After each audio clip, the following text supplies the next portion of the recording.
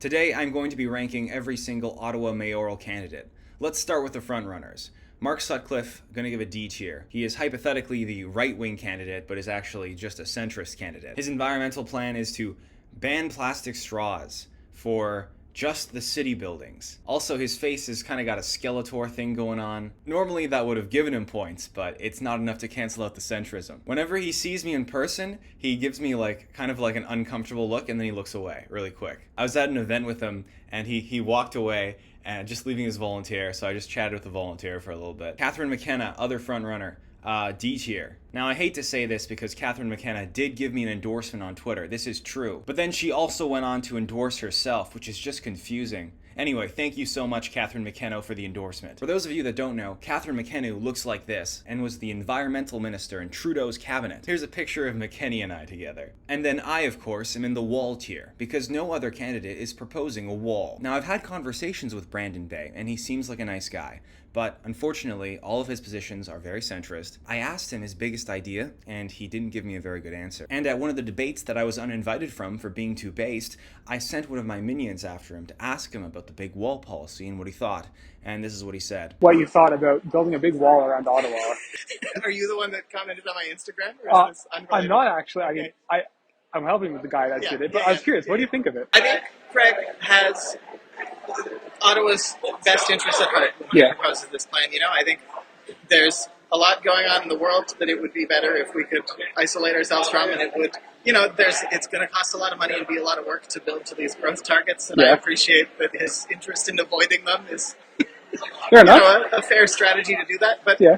I think, the cost of the wall is outrageous compared to the cost of all the other projects, and it's just not the right direction to move right now. Unfortunately, this relegates him to D tier. Bob Chiarelli was one of the previous mayors of Ottawa. This was a long time ago, before I can even remember, and the only thing keeping this guy alive is the thought of being mayor again. So I'm going to give him an A tier, because if he doesn't win, we're shortening this man's life. This is an act of public service, me putting him in A tier. You understand this, right? Can I say this? I don't care. I'll edit this part out and post if the campaign manager complains. Celine, very nice, very kind. I filmed some TikToks with her. They were a mistake. Also, extremely radical policy positions. Very cool. I'll give it a B. Noor Kadri. Apparently, Noor was glaring at me the entire time during the first debate. But then at the second debate, he warmed up to me. So I don't know what changed there. Maybe his kids liked my channel or something. I don't know much about his policy positions. They seem pretty generic though. Jacob Solomon. This is like a strong B. Jacob Solomon, literally, when asked for comment, he didn't give a comment. He just posted physique.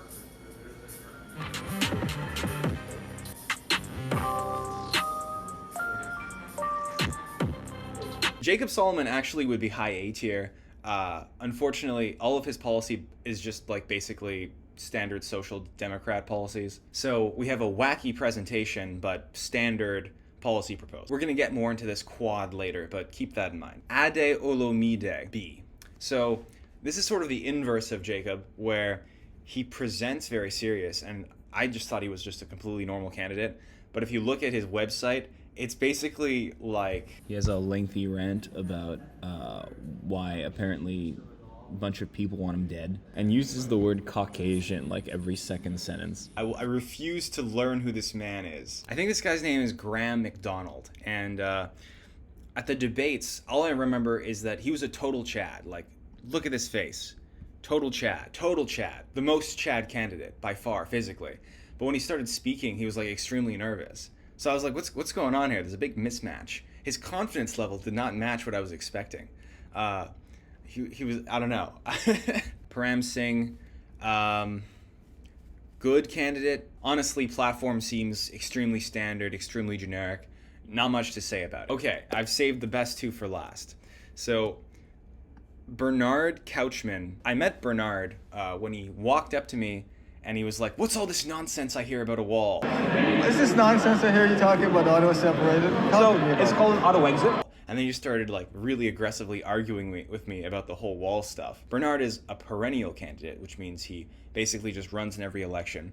And when I met him, he was like, 150,000 people are voting for me, right? They're going to vote for me, you know that. There's 150,000 people already committed to me. You're running for mayor? Yeah. You see, you don't even know that. And for a moment there, I was like, are 150,000 people voting for this guy? What's the polls for you? The polls? Yeah, what are the polls for you? The doors are telling me yes.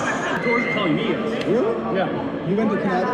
Uh-huh, yeah. You been to Cumberland? Yeah. You've been to Cumberland. Yeah. You knocked on doors in Cumberland. Uh-huh, yeah, I'm knocking doors everywhere. Doors in Richmond. Uh-huh. Yeah. Westcott on March. Oh, yes, definitely. In Alta Vista. Yes, all there. You're a liar. What do you mean? You have to pay attention. This is not a joke. This is reality. This is why I'm a young person running. Uh-huh. How old are you? I'm 42. And then the second time I met him, he was like, yeah, you just got to keep saying these things until they happen. And then he was like, your people, give them to me. I'll take care of them. I'm like, how do you think this works? Do you think I just give you my voters? Why would I do that anyway? What does it mean that you'll take care of them? That's so ominous. I say a lot that, like, if you wanted to run for politics, you have to be either rich or psychotic or both. I'm pretty sure this guy's just psychotic, but extremely based. There's way too much to go into here. You can check out his website. He says he's going to put $250 million into, like, everything. Doesn't matter what. It's just, like, bike lanes, $250 million. Churches, $250 million. Why is everything $250 million? Just everything gets $250 million.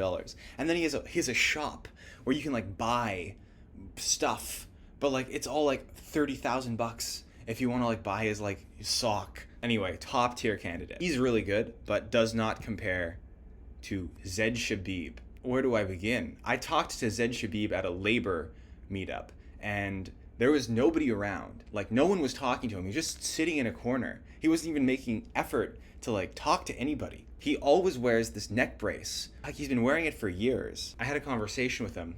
I felt bad because he was, like, all alone. So I started talking to him. So then he just started explaining to me this long story about why he was running for mayor. And he just kept going and going. And the story had so many moving pieces. He explained the story to me for an hour. And I'm pretty sure I don't understand any of it. But what I did get out of him was this.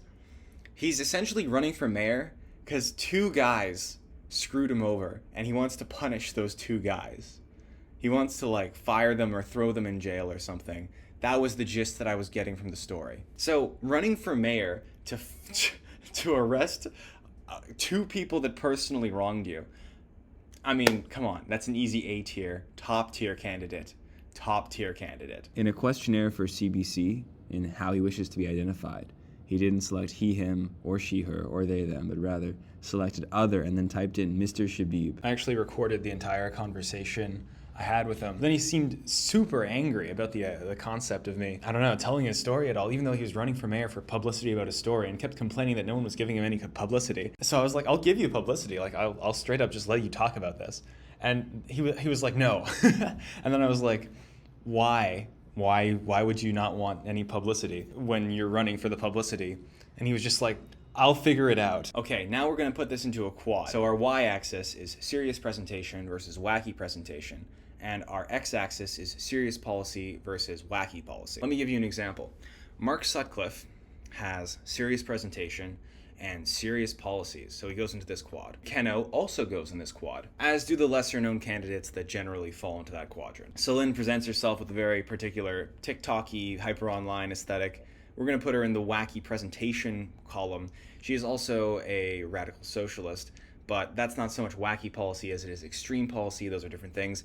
So I'm going to put her kind of center down. Jacob Solomon here is the best example of wacky presentation combined with serious policies. And his inverse is Ade Olamide, who has very serious presentation, but when you look into the policies, they're fairly wacky. Bernard, I don't know where to put Bernard. I'm going to put him as a wacky policy extremist here, although he does come across as fairly wacky in presentation as well. I refuse to know who this guy is, so I'm just going to hide him between these two. I, of course, have wacky presentation, but my policy positions are also somewhat serious, so I'm going to put myself as wacky presentation extremism. And Zed, I'm going to put generally in the wacky policy, wacky presentation column. The election is soon, and we're doing lots of work, door knocking and cold calling, getting the word out. Been a lot of work, but I'm sure it'll all pay off once I am mayor of Ottawa, Ontario, the capital of Canada. Brandon Bay.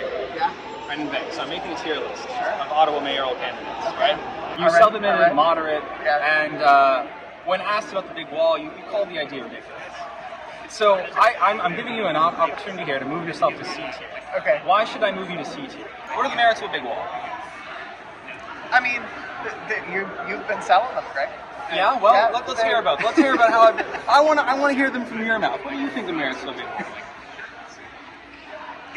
It's a defensive mechanism, like most walls. You know, we can protect Ottawa from its enemies. Yes. Which, you know, after we secede from Canada, there would be many of. Yes. You know, if that's the avenue we're pursuing, we're going to make some enemies along the way. Yeah, well, That's of a great course, you know, if you don't have any enemies, you don't stand for Yeah, it. but it's also an incredible tourist attraction. Look at what Yes. China's wall does. Yeah, exactly, yeah. And so people will want to come and visit if we decide that we want to let them in their wall to Yeah. enjoy their money in addition to our money. It's on the table for us.